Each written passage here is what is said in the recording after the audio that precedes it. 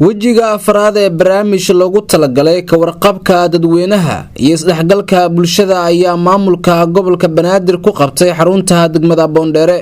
kulanka oo ay goobjoog ahaayeen gudoomiyaha gobolka Banaadir ahna duqa magaalada Muqdisho xildhibaano ka tirsan golaha shacabka, gudoomiye ku-xigeenada howlaha guud iyo arrimaha bulshada, qaar ka mid ah gudoomiyaasha degmooyinka, agaasimayaasha qaar ka mid ah gobolka Banaadir iyo qeybaha kala duwan ee bulshada ku dhaqan degmada Boondere.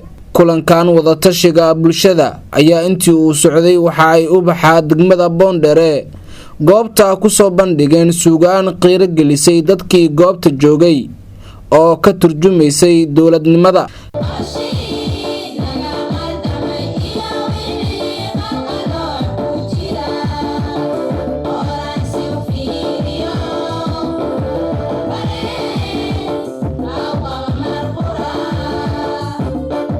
Zainab Yuusuf Wehliye gudoomiyaha degmada Boondere ayaa ka hadashay muhiimadda uu barnaamijkan u leeyahay degmooyinka gobolka Banaadir iyadoo sidoo kale si qoto dheer kaga hadashay baahiyaha ka jira degmada iyo caqabadaha heesta.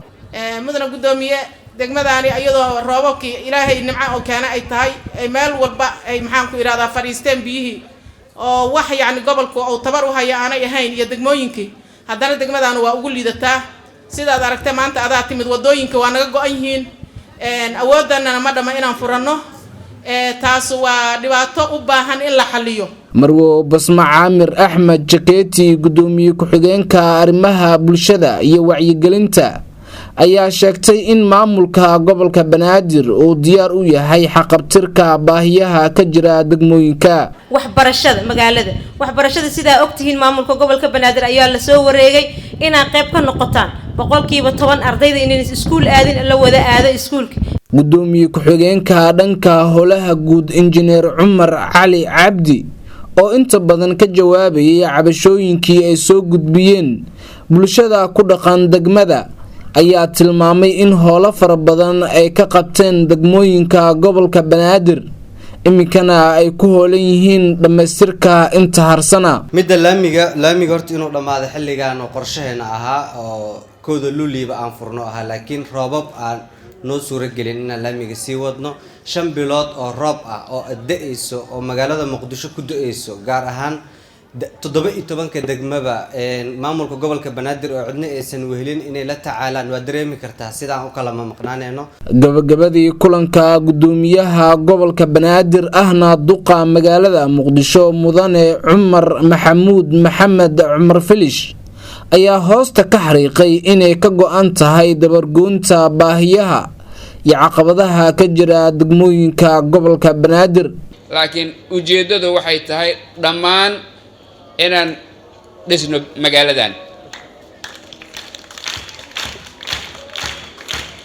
waad ogtihiin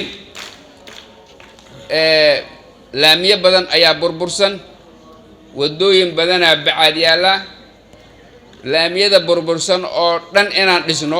marka laga soo tago maamulka gobolka Banaadir waxaa goobta ka hadlay xildhibaanada kala ah Professor Maxamed Cumar Dalxa iyo Maxamed Cumar Ceymiyow oo ku amaanay maamulka gobolka Banaadir barnaamijkan waxayna ballan qaadeen in ka xildhibaano ahaan ay horgeyn doonaan baahiyaha ka jira degmooyinka golaha shacabka.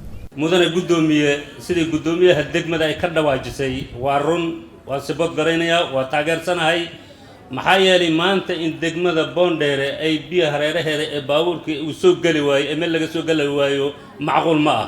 iyo amaan uga filan wixii ay qabteen sanadkan kaliya aan ognahay bilicda iyo quruxda xamar. Jamaal Cabdinaasir Abtidoon idaacadda gobolka Banaadir.